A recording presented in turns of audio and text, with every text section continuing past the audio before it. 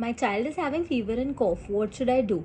So, in the first 3-4 days of fever and cough, if the child is responding well to paracetamol and the child is active during the interfebrile period, child is eating well, feeding well, and sleeping well, and has adequate urine output, you don't need to go to the doctor and you can observe the child at home. However, if the child is having any of the signs like the fever is not responding to paracetamol, the fever is lasting for more than 3 days, or if the child is having difficulty in breathing or any sounds while the child is sleeping, child is not eating well, child is not active, the fever is affecting the day-to-day activities of the child